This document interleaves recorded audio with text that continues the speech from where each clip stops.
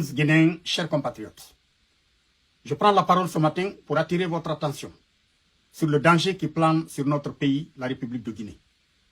Parce que, encore une fois, la junte militaire au pouvoir est en train d'installer une force d'occupation à l'Abbé pour pouvoir continuer d'exclure, de persécuter et de soumettre les Peuls et le Fouta Djallon. Comme je l'ai dit dans ma vidéo précédente, le ministre de la Défense nationale des putschistes, en la personne de Aboubakar Sidiki Kamara, dit Idi Amin, a fait une vidéo dans laquelle il a cherché à expliquer que les Peuls étaient des étrangers dans notre pays, la Guinée.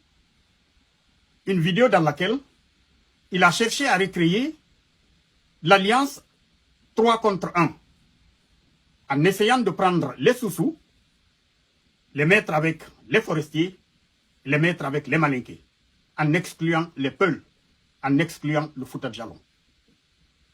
Nous avions pris la parole pour indiquer toutes les insuffisances dans son discours. Le fait que son discours était celui d'un ignorant parfait de l'histoire de notre pays. Ce que je n'ai pas mentionné, c'est que Aboubakar Sidiki Kamara ne sait pas qu'il n'y a pas eu en Afrique une communauté aussi bien organisée, aussi bien structurée que le Fouta théocratique. Les Français qui ont colonisé notre pays, qui ont écrit, n'est-ce pas, sur l'histoire de la Guinée, ont parlé de façon singulière de l'organisation théocratique du Fouta Djallon.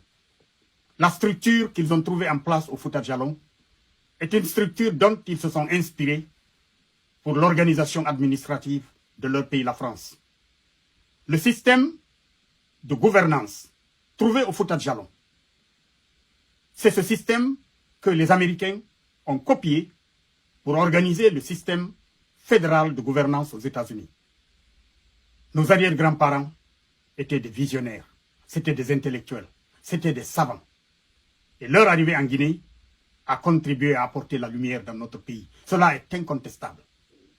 Alors vouloir cracher sur cette page glorieuse de l'histoire, c'est montrer des insuffisances qui sont propres à des satans du genre de Aboubakar Sidiki Kamara.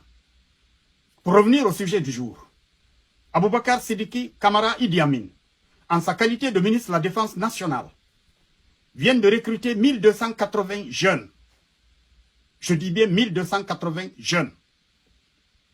Parmi lesquels, il n'y a que 110 jeunes qui portent les noms de Bari, Diallo, Ba, So. Et comme vous le savez, ils sont nombreux, ceux qui se sont laissés instrumentaliser dans ce qu'ils appellent les Mandés Djallon, qui portent ces noms Peuls. Autrement dit, le cynique Aboubakar Sidiki Kamara, Idi Amin, ministre de la Défense nationale, vient de créer une force forte de 1280 jeunes à l'exclusion des jeunes du Fouta Djallon. Or, dans tous les pays du monde, partout où on recrute des forces de maintien d'ordre, des forces de sécurité dans une localité, on favorise les ressortissants de cette localité, qui sont censés mieux connaître la localité, connaître les mœurs, les coutumes, qui sont censés être mieux écoutés, qui sont censés faire leur travail avec beaucoup plus de facilité. Dans notre cas, Aboubakar Sidiki Kamara Idi Amin prend des jeunes de la Haute-Guinée, de la forêt, de la Basse-Guinée, essentiellement des jeunes qu'ils peuvent soumettre, des jeunes qu'ils peuvent embobiner, des jeunes qu'ils peuvent instrumentaliser pour former cette force d'occupation qu'il installe à l'Abbé. À partir de là, cette force va être manipulée, elle va être utilisée dans le Fouta tout entier pour contrôler la respiration des Foutanké. Alors, chers compatriotes, quand on m'entend expliquer cette situation, certains peuvent penser que je suis ethno. Je suis loin d'être ethno. S'il y a un Guinéen équilibré de par ses relations, équilibré de par sa naissance, c'est bien Mohamed Souli Bari. Parce que si je suis descendant des Almamis du Fouta Djallon, du côté de mon père et de ma mère, ma grand-mère maternelle est Malinké. Elle est d'un père Malinké et d'une mère Djalounka. Mes oncles maternels sont des Condé, des Kamara, des Doumbouya, des Keïta. Alors je n'ai aucune raison d'être ethno. Mais nous ne pourrons stabiliser notre pays que lorsque nous comprendrons que nous devons nous lever tous ensemble, tous les Guinéens ensemble, pour refuser qu'un groupe de malhonnêtes, d'ethnos, nous manipule les 13 à 14 millions de Guinéens, qu'ils nous soumettent, qu'ils nous exploitent, qu'ils nous asservissent. Nous devons le refuser systématiquement. Nous devons comprendre qu'il n'y aura pas de paix et de sécurité dans notre pays, aussi longtemps qu'il n'y aura pas de justice dans notre pays. Nous devons refuser d'être commandés à vie par des militaires qui n'ont rien dans la tête. Un gouvernement de transition n'a pas vocation à créer la division au sein du pays. Un gouvernement de transition a vocation de renouveler les institutions, d'organiser des élections libres et transparentes et d'assurer le retour à l'ordre constitutionnel et de passer le témoin à l'élu du peuple et de retourner dans les garnisons. Le colonel Mamadi Doumbouya et son équipe n'ont pas l'intention de quitter le pouvoir. Actuellement, le colonel Mamadi Doumbouya est en train de faire des tournées, il est en train de faire des opérations pour séduire l'électorat guinéen. Il commence par le Fouta Djallon où il compte enfoncer le clou au détriment de Cellou Dalein Diallo et de tout autre candidat foutanké. Vous devez comprendre que ça, ce n'est pas dans l'intérêt des Guinéens. Si ces militaires se maintiennent au pouvoir, c'est les résultats que nous avons obtenus depuis 1958 jusqu'à présent, sur le plan politique, catastrophe. Sur le plan économique, catastrophe. Sur le plan social, catastrophe. Sur le plan humain, respect des droits humains, catastrophe.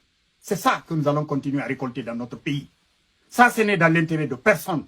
Ce n'est pas dans l'intérêt de mes oncles et de mes tantes malinquées. Ce n'est pas dans l'intérêt de mes cousins forestiers. Ce n'est pas dans l'intérêt de mes cousins Soussou. Ce n'est dans l'intérêt de personne. C'est au détriment du peuple de Guinée tout entier. Aujourd'hui, rien qu'au Fouta Djallon, nous avons plus de 4 millions de Foutanké à l'exil.